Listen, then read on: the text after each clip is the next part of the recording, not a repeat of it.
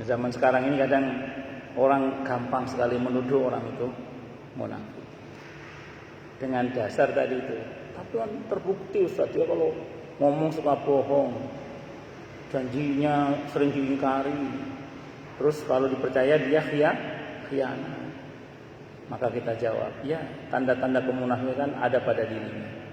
Tapi kita tidak boleh secara gegabah menetapkan dia seorang munafik. Kenapa? Karena dulu di masa Nabi kita tidak boleh gegabah. Itu padahal Nabi masih hidup, apalagi zaman sekarang. Dan tuduhan itu kan gini. Kalau ada orang nyolong kan jelas nyolong, ketahuan dohirnya ya, nyolong. Ada orang berzina jelas dia berzina, atau ada pengakuan bahwa dia telah berzina, jelas ya. Kalau munafik itu kan perkara yang dalam hati, kita nggak tahu kedalaman hati seseorang. Misalnya, ini mohon maaf ya, ada seseorang mengatakan kamu munafik, hanya bermodalkan tanda-tanda kemunafikan itu. Kamu munafik kamu. Terus ternyata dalam pandangan Allah dia bukan munafik, dia hanya fasik. Ternyata dalam pandangan Allah dia bukan munafik tapi hanya fasik. Fasik itu orang yang asik dalam perbuatan dosanya. Apa nggak takut kita kalau ucapan kita itu kembali pada diri kita sendiri? Kan dalam hadis Sahih riwayat Abi Dawud diceritakan orang kalau melaknat orang lain, laknat itu terbang ke langit, sampai langit ditolak dibanting ke bumi. Sampai di bumi dia berputar-putar. Kata Allah, serahkan kepada yang dilaknat. Ternyata nggak pantas. Kata Allah, kembalikan laknat itu kepada yang melaknat itu sendiri.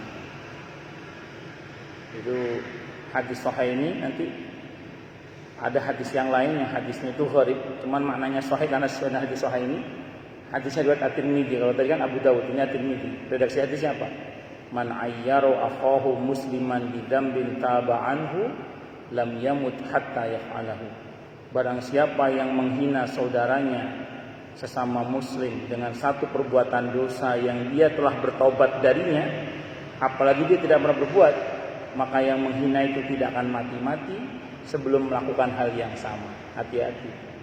Jadi kalau sampai kita menuduh seseorang dengan tuduhan yang ternyata orang itu tidak pernah berbuat, atau dulu pernah berbuat tapi sudah taubat, maka khawatirnya yang menghina itu tidak akan mati-mati sebelum melakukan hal yang sama.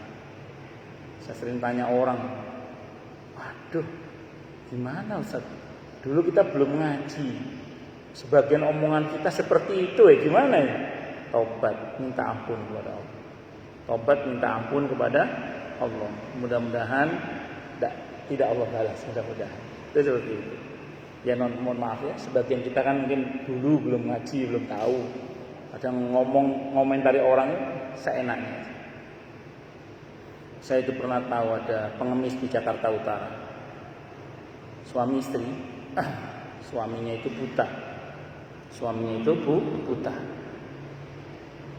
Akhirnya suatu saat saya dapat cerita tentang beliau dari tetangganya. Jadi orang ini dulunya nggak buta, kaya dulunya. Dia orang kantoran, pengemisnya orang kantoran. Necis di kampung itu, dia necis, orang kaya lah, orang kantoran. Dia ini punya seorang bapak yang udah sepuh, matanya agak buta. Orang kalau udah tua kan katarak atau apa gitu ya. Si bapak ini, yang pengemis ini, yang dulunya masih mudanya perlinte itu kalau ngatain bapaknya, mata lo buta pak, mata lo buta pak. Memang bapak ini memang katarak bapaknya, udah sepuh kan, nggak terlalu bisa, nggak jelas melihatnya. Mata lo buta pak, mata lo buta. Pokoknya kalau ngatain bapaknya mata lo buta pak. Suatu saat itu bapaknya meninggal dunia. Ketika bapaknya meninggal dunia itu tidak lama anaknya itu buta juga. Yang ngomong bapaknya buta akhirnya buta. Jadi pengemis di Jakarta Utara di daerah Koja. Terus setelah istrinya meninggal dunia, nggak lama dia akhirnya nggak bisa ngemis lagi, istrinya udah meninggal. Akhirnya mati bunuh diri. Naudzubillah min dzalik. Suul khotimah. Naudzubillah min dzalik. Hati-hati. Kalau omong apalagi kalau itu orang tua. Wow, semoga Allah ampun dan maafkan kita semua ya. Amin. Allahumma amin. Allah Akbar. Saya ketemu berapa orang aja ya, yang ngatain anaknya orang lain hamil di luar nikah. Dia cucunya, tidak tahu berapa orang hamil di luar nikah. Auzubillah ini, syaridah. Ingat, sering ngatain orang hamil di luar nikah. Ini anaknya orang hamil di luar, anaknya sendiri, bukan anak cucunya. Berapa orang, saya tahu sih 2 hamil di luar nikah. Auzubillah ini, syaridah. Hati-hati, jangan sembarangan ngomongin orang, karena bisa kembali pada diri kita sendiri. Nauzubillah min syaridah. Allahu Akbar.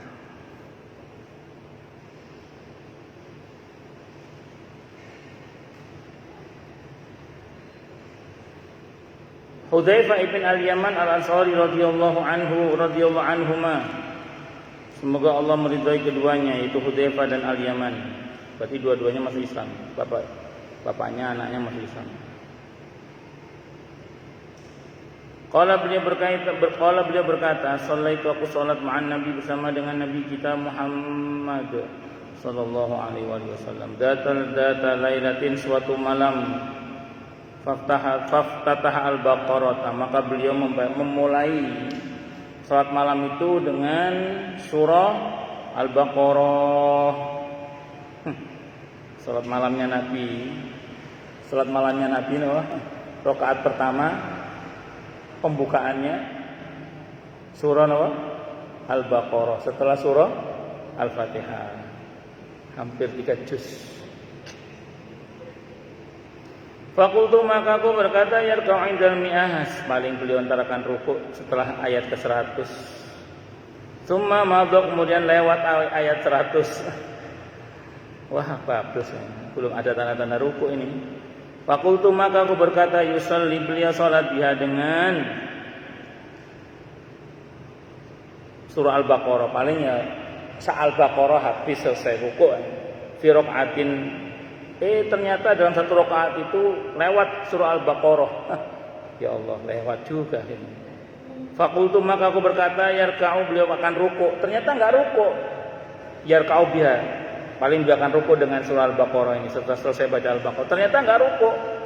Semaftataha, beliau memulai lagi pembukaan surah baru, yaitu An-Nisa, surah An-Nisa. Bahwa Al-Baqarah selesai, belum rukuk, sambung surah An-Nisa. Itu salat tahajudnya Nabi. Dan dari Nabi itu satu rakaat bisa beberapa surah, kayak kita lah ya. Qul huwallahu ahad, sama qul a'udzu birabbil falaq, sama qul a'udzu birabbin nas. Kalau kita, kalau Nabi Al-Baqarah, An-Nisa, Ali Imran. Kalau Nabi faqara'aha, maka beliau membaca surah An-Nisa. Semaftataha, beliau membuka lagi, memulai lagi Ala Imran, surah Ali Imran. Ya Allah, Al-Baqarah, An-Nisa, sambung Ali Imran. Ini sholat malam kitanya ya. Faqara'aha, maka beliau membaca surah Ali Imran sampai 14 habis. Yaqra'u mutarassilan, beliau membaca semua itu dengan mutarassil, dengan tartil, dengan santai. Mutarassil itu dengan enggak buru-buru lah. Idza marra bi ayatin fiha tasbihun sabbaha, apabila beliau melewati sebuah ayat dan di dalamnya ada tasbih, maka beliau bertasbih. Wa idza marra bi su'alin, maka dan apabila beliau melewati sebuah ayat yang berisikan permintaan, sa'ala, maka beliau minta kepada Allah. Wa idza marra bi ta'awudin, dan apabila beliau melewati ayat yang berisi mohon perlindungan, ta'awada, maka beliau pun mohon perlindungan kepada Allah. Baru summa raka'a, kemudian beliau rukuk. Faja'ala yaqul, maka beliau pun membaca dalam rukuk itu subhana rabbiyal azim. Fakana ruku'uhu, maka adalah rukuknya beliau nahwan min qiyam. Rukuknya ternyata sepanjang berdirinya tadi. Berdirinya tadi apa? Al-Baqarah, An-Nisa, Ali Imran. Rukuknya sepanjang itu. Mbok, ya apa salat kira? Siapa? Hudzaifah Al-Yamani rada keju. Keju itu kemeng itu apa? Bukan kesemutan, pegel ya. Pegel. Sumaqala beliau mengucap sami Allahu liman hamida rabbana lakal hamdu. Sumaqama dan beliau berdiri kiaman dengan berdiri tawilan yang lama, qoriban enggak jauh-jauh lah mimma raka'a seperti rukuk. Jadi kalau bahasa sederhananya berdirinya tadi surah Al-Baqarah, An-Nisa, Ali Imran rukuknya sepanjang itu, i'tidalnya mirip-mirip tadi juga sama. Berapa lama ini kira-kira? Enggak tahu. Tergantung sih kalau bacanya cepet sih ya. Enggak terlalu lama juga sih. Al-Baqarah itu 1 jam lewat, enggak sampai 1 jam setengah lah.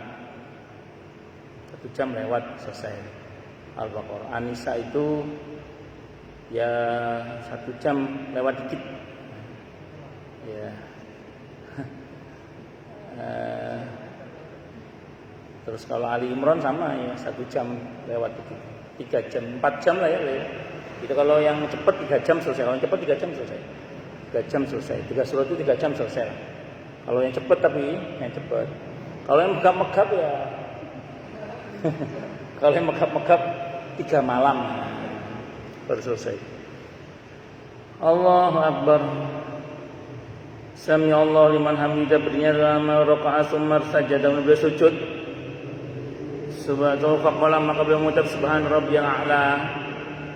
Fakana maka ada apa sujudnya beliau qariban enggak jauh-jauh min qiyami dari berdirinya dari rawah Muslim hadis riwayat Muslim. Nabi kalau salat malam begitu.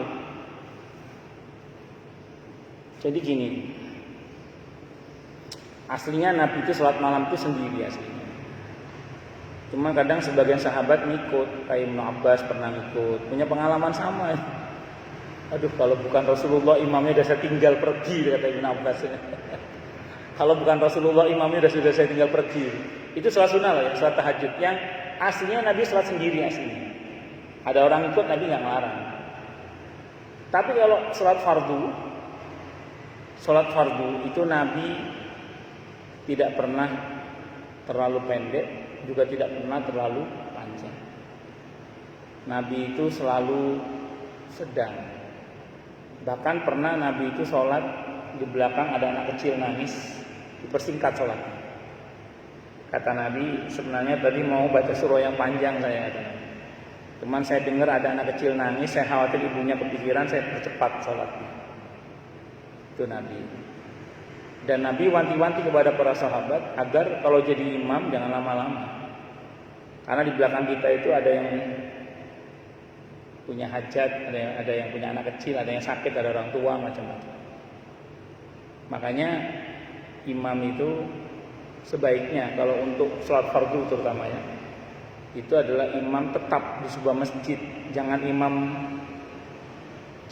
yang baru kalau bisa. Kenapa? Karena kalau imam yang tetap kan tahu kondisi makmum. Kalau imam baru kalau nggak diberitahu nggak tahu. Di masjid ini beberapa kali, imam dari Timur Tengah ya, dari Timur Tengah. Nggak apa-apa sebenarnya, nggak apa-apa. Asalkan diberitahu kualitas makmumnya, supaya tidak terjadi fitnah kehebohan.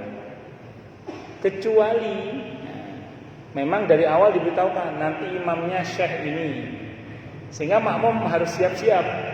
Panjang misalnya, harus siap-siap.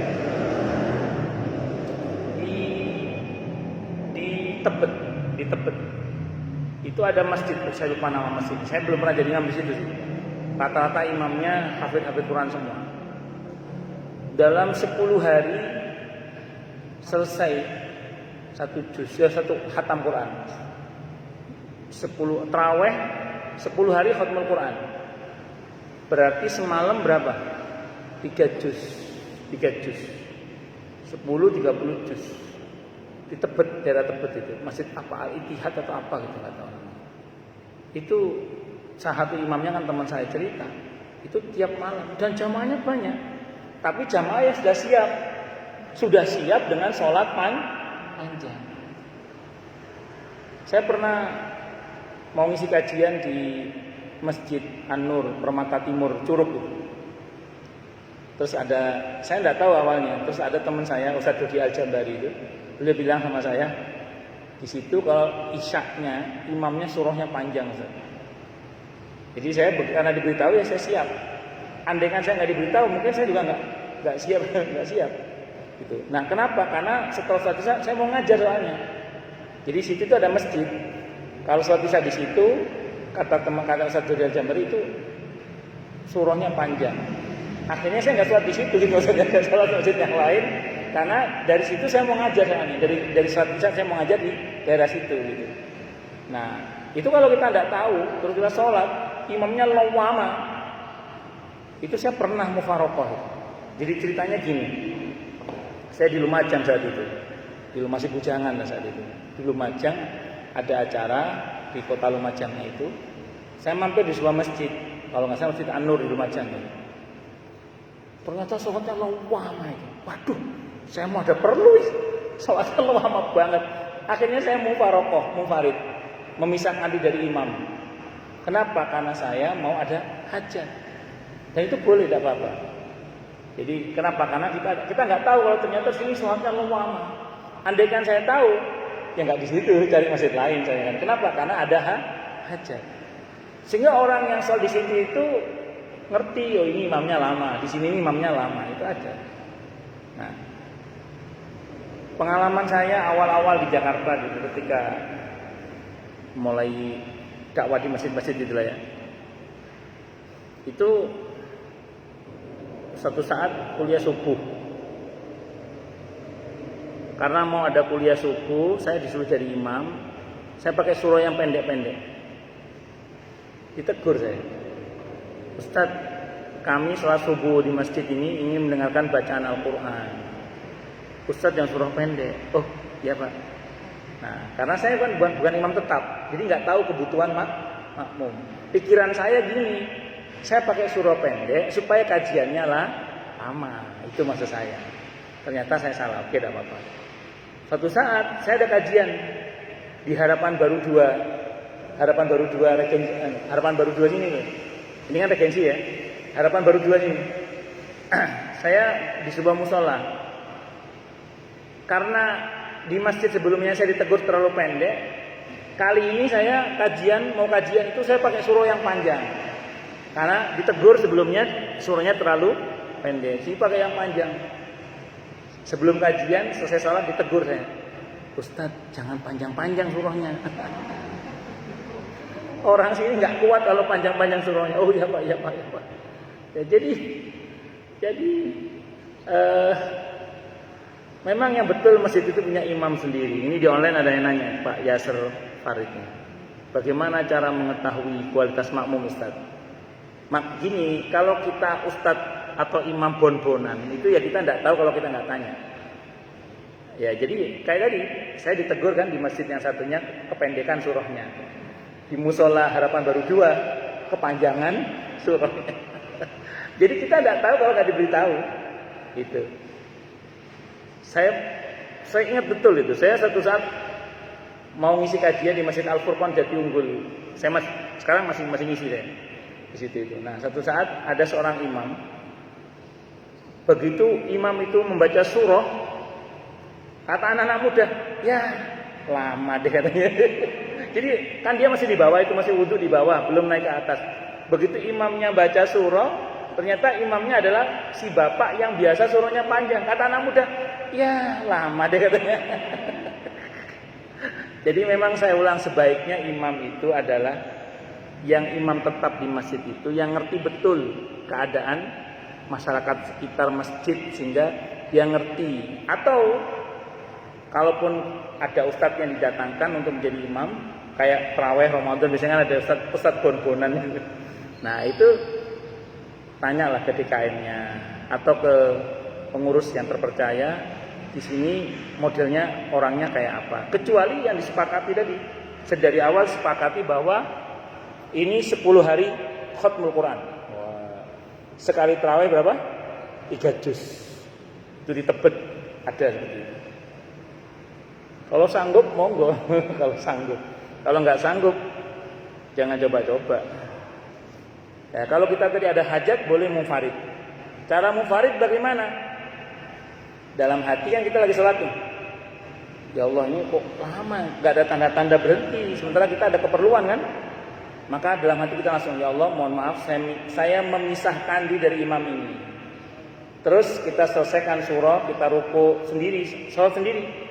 Tapi di dalam barisan itu sendiri, kita salam duluan, terus keluar duluan. Kalau jamaahnya ngerti fikih, nggak ada masalah. Yang repot kalau jamaahnya nggak ngerti fikih. Ini orang gimana sih kok sholat sendiri? Padahal itu munfarid, mufarokoh. Dalam Islam boleh, dalam Islam boleh, dalam fikih boleh. Nah, asalkan memang kita ada hajat yang mendesak untuk segera dilakukan. Tapi kalau nggak terlalu beda jaraknya dan masih bisa diikuti. Itu kejadian contohnya kapan? Ada jamaah saya, Bu, sholat di bandara. Sholat di bandara. Itu pesawat kan sudah mau terbang. Rupanya nggak tahu ini imam tetap atau imam abal-abal atau imam comotan tadi.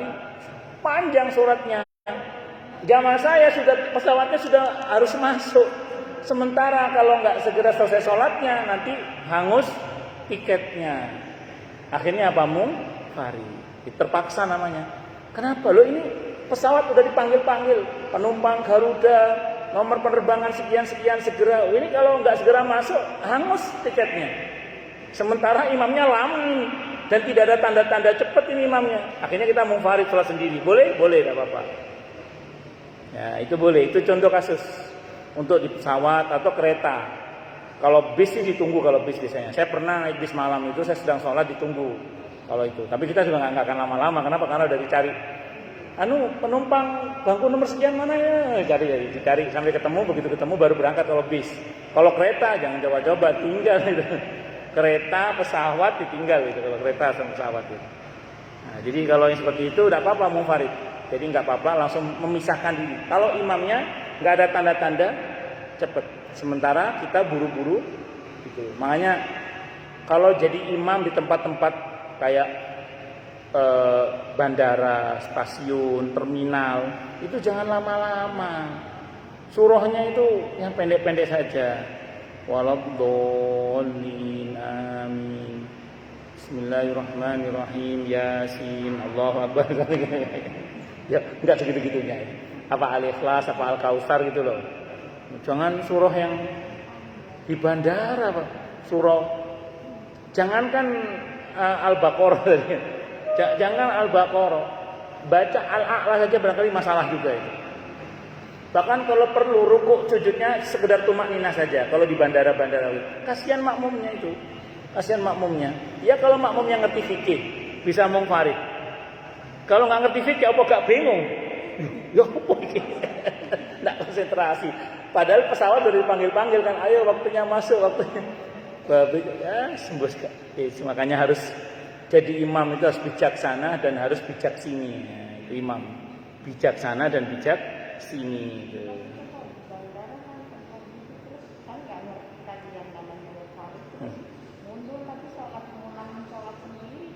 Ya tidak apa-apa, cuman itu nggak tepat sebenarnya. Yang tepat itu munfarid. Karena membatalkan sholat kalau tanpa sebab itu kan sebenarnya kan tidak boleh sebenarnya. Ya, jadi membatalkan sholat itu nggak benar juga. Yang betul adalah munfarid itu. Kalau nggak tahu ilmunya bagaimana? Ya semoga Allah maafkan. Semoga Allah maafkan. Kalau saya pernah munfarid itu, pas ada keperluan, tapi saya bukan di bandara tadi, di Lumajang tadi, munfarid. Karena imamnya nggak ada tanda-tanda cepat selesai. Ini kayaknya masih lawama banget. Sudah bacanya pelan, lawama pula. Sementara saya ada keperluan saat itu. Tidak apa-apa kalau itu. Ani bin Mas'ud diceritakan dari Abdullah bin Mas'ud radhiyallahu anhu qala, beliau berkata, Sallaitu aku salat ma'an Nabi bersama dengan Nabi kita Muhammad sallallahu alaihi wasallam lailatan suatu malam. Fa talal qiyamah, maka beliau melamakan berdiri. Hatta hamamtu bi amri syau'in. Qila wa ma hamamta bi? Qala hamamtu an ajlisa wa ada'ahu. Muttafaqun alaihi Bukhari Muslim. Ya Allah, sahabat lucu-lucu. Jadi pernah saya sholat di belakang Nabi kita Muhammad SAW, beliau lama sekali berdiri. Sehingga timbul niat buruk saya. Setelah selesai beliau bertanya, ditanya, niat buruk apa yang timbul di hatimu? Kata Abdullah bin Mas'ud, saya menjawab, saya niat akan duduk dan meninggalkan sholat bersama beliau. Kalau aku tak tinggal ini, hadisnya Bukhari Muslim, tapi tidak berani meninggal. Akhirnya sampai selesai juga. Itu Abdullah bin Mas'ud radhiyallahu anhu. Jadi dalam konteks Nabi ini bukan salahnya Nabi, karena sholat malam itu kan sholat sendiri sebenarnya Nabi. Kok ada yang ikut tanggung resikonya? Jadi Nabi itu kalau sholat malam sholat sendiri. Kok ada yang ikut tanggung apa? Resikonya. Nah, resikonya yang ikut sampai selesai akhirnya. Tapi sahabat dalam saat itu dia sempat gak khusyuk juga. Padahal ini ahli surga semua ini. Abdullah bin Mas'ud ini ya ahli surga juga. Tapi ya gitu tadi, namanya manusia tetap ada geremeng-geremengnya ya. Ada geremeng-geremengnya. Bas, kalau bukan Rasulullah yang jadi imamnya tak tinggal ya. Itu imamnya Muhammad Rasulullah. Gimana kalau imamnya Muhammad Subhan? Wah, tambah ditinggal ya. Allahu Akbar. An Anas radhiyallahu anhu, diceritakan dari Anas radhiyallahu anhu. An Rasulillah, ceritakan dari Rasulullah Muhammad sallallahu alaihi wasallam, qala, beliau bersabda. Apa sabdanya? Yatba'ul mayyita salasatun.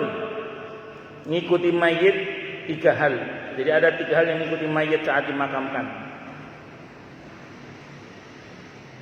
Nabi itu, ini ada nanya di online. Nabi itu berarti tahajudnya di masjid. Nabi itu pernah tahajud di masjid, pernah.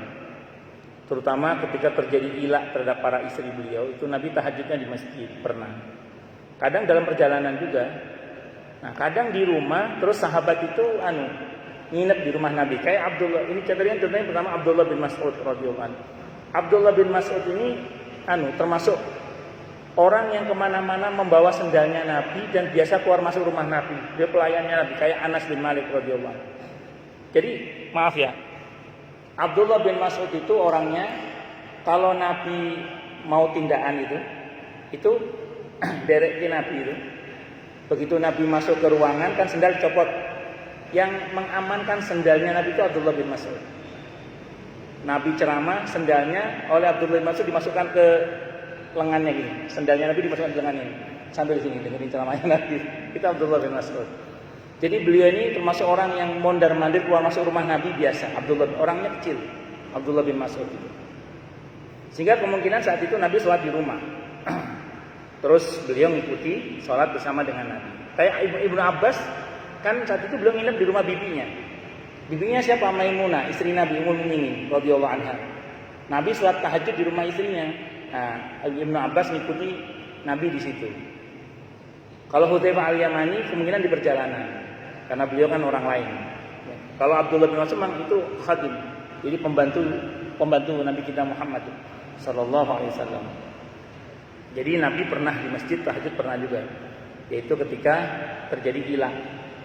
Nabi saat itu tidak mau membersamai istrinya selama sebulan. Itu yang di Al-Ahzab itu. Itu Nabi di masjid, tidak pulang-pulang. Pernah terjadi. Ada 3 hal yang menyertai mayit ketika dimakamkan. Yang pertama ahluhu, keluarganya. Yang kedua wa maluhu, dan hartanya. Yang ketiga wa amaluhu, dan amalnya. Jadi orang kalau mati dimakamkan, 3 yang menyertai, 1 keluarganya, 2 hartanya, 3 amalnya. Fayad yusnan, yang 2 balik, keluarga dan harta balik. Wa yabqa wahid, yang tetap tinggal di situ bersamai mayit 1. Yarji'u ahluhu, pulang balik tidak membersamai si mayit, itu pertama ahluhu, keluarganya, wa maluhu, dan hartanya. Wa yabqa amaluhu, yang tetap membersamai si mayit adalah amalnya. Ini hadis muttafaqun alaih, Bukhari Muslim. Dengan kata lain, ya kalau kita sudah tahu keluarga kita pasti akan pulang, kalau kita sudah tahu harta kita pasti akan pulang dan tidak membersamai kita di barzakh, sementara yang membersamai kita adalah amal kita, berarti apa? Yang harus betul-betul kita persiapkan terkait dengan bekal kita menghadap kepada Allah adalah amal itu. Nah, baik amal itu amal yang kita sendiri yang melakukannya, ataupun amal yang kita investasikan di dunia sehingga kita punya passive income sepeninggal kita. Seperti apa? Sedekah jariyah. Apalagi ilmu yang bermanfaat. Apalagi anak soleh yang mau mendoakan. Nah, itu yang mesti kita persiapkan. Allahu Akbar. Sebenarnya amal kita itu menyertai kita tidak hanya ketika mati saja sebenarnya. Yang dua tadi di dunia ini aja mungkin berpisah dengan kita. Keluarga. Emang suami nemenin ibu terus 24 jam? Enggak kan? Anak-anak emang ngawal ibu terus 24 jam? Enggak kan? Enggak. Berarti di dunia ini kita belum mati. Di dunia saja kita tidak selalu bersama dengan suami. Tidak selalu bersama kita dengan pasangan kita. Tidak selalu bersama kita dengan anak-anak kita. Itu baru di dunia. Belum nanti ketika kita sudah mati. Satu, harta. Ibu di rumah punya baju.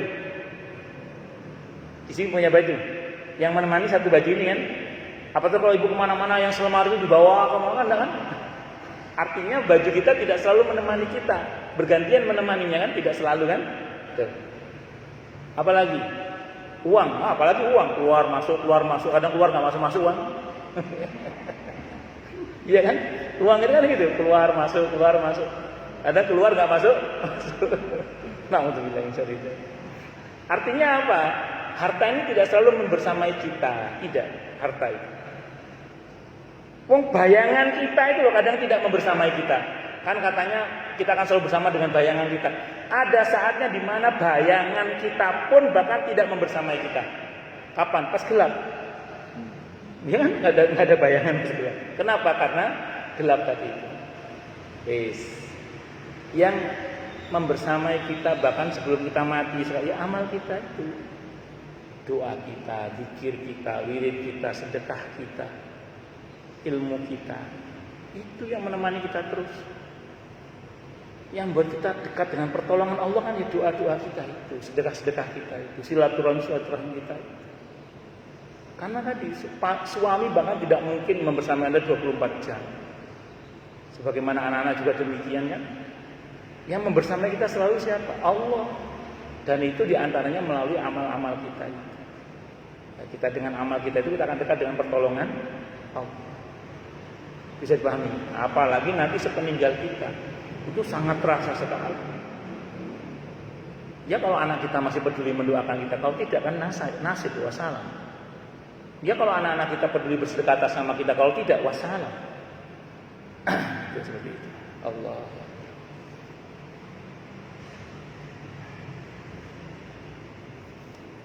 Ani bin Mas'ud diceritakan dari Abdullah bin Mas'ud radhiyallahu anhu.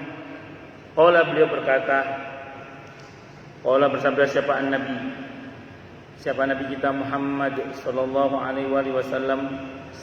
Sebelum saya masuk ke hadis ini, saya teringat kisah tentang Nabi Yunus alaihissalam. Pas beliau telan oleh ikan, kan Allah bilang dalam ayat itu kurang lebih terjemahannya gini.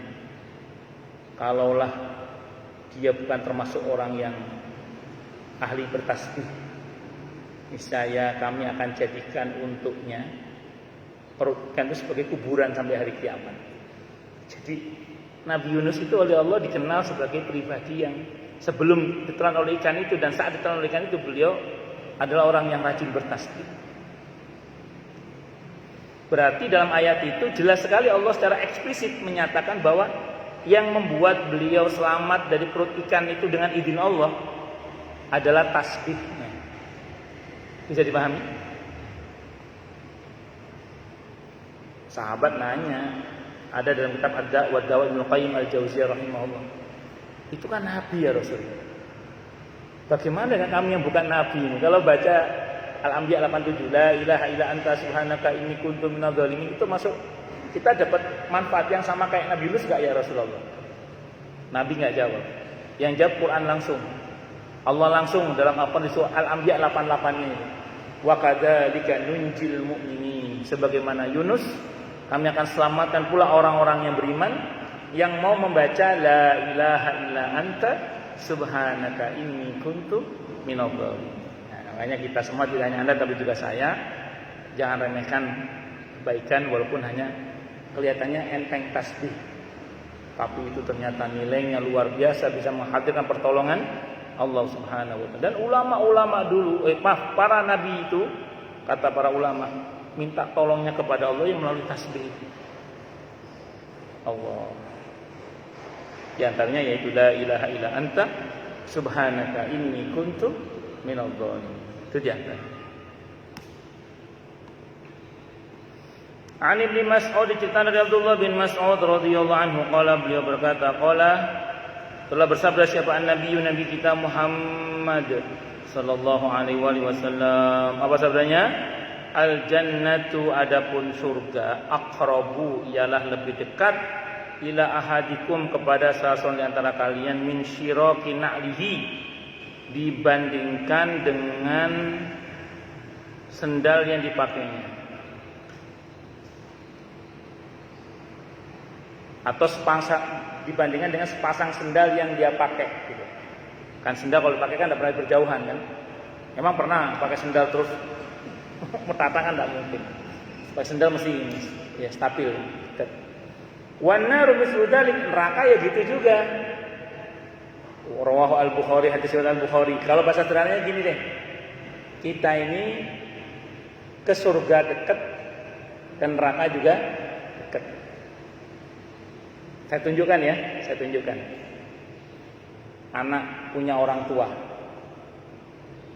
Kalau ingin dengan orang tua masuk surga, gampang, tinggal berbakti. Surga, potensi surga udah itu. Mau masuk neraka, gampang, tinggal durhaka. Coba. Enak apa betul? Dekat semua kan? Mau ke surga tinggal berbakti, mau ke neraka tinggal durhaka. Orang tua, potensi. Contoh yang lain, harta. Kita punya harta. Pengen masuk surga, gampang, keluarkan haknya. Surga insya Allah. Mau masuk neraka dengan harta, gampang, jangan keluarkan haknya. Neraka itu, pelit itu pasti masuk neraka itu. Coba. Kita bicara waktu. Masuk waktu sholat. Mau masuk surga, tinggal sholat. Mau masuk neraka, gampang, tinggalkan sholat. Tuh, gampang kan? Coba. Mau apa gitu? Mohon maaf. Kan kalau di Al-Balad itu kan Allah sebutkan bahwa manusia itu diciptakan oleh Allah itu fi kabad.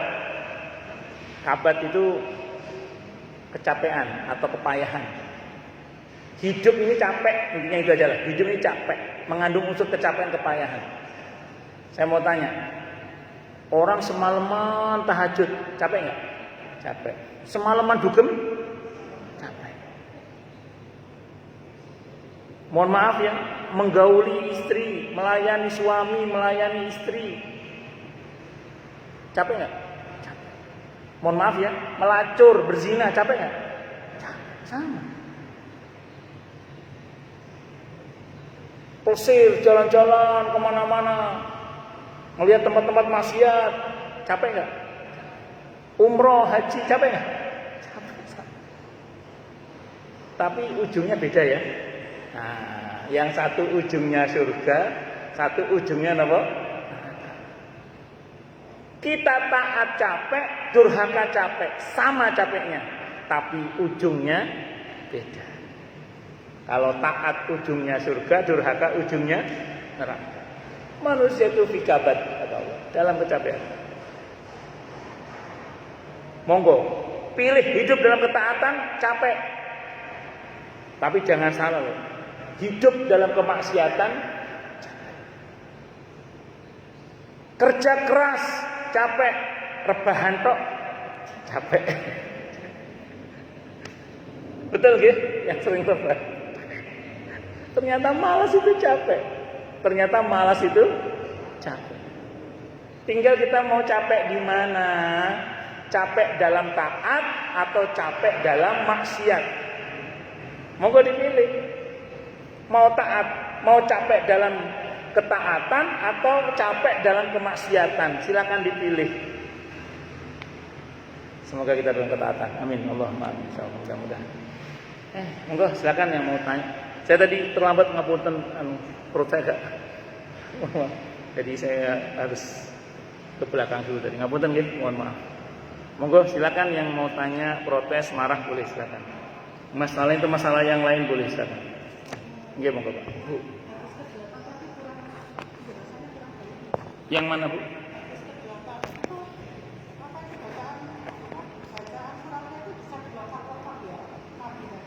Oh nggih, bisa. Bagus. Yang pertama, Nabi itu ingin menunjukkan kepada kita bahwa membaca beberapa surah dalam sholat itu boleh, itu yang pertama, dan tidak harus berurutan. Nah, itu kan Al-Baqarah, An-Nisa, Ali Imran, itu kan nggak berurutan.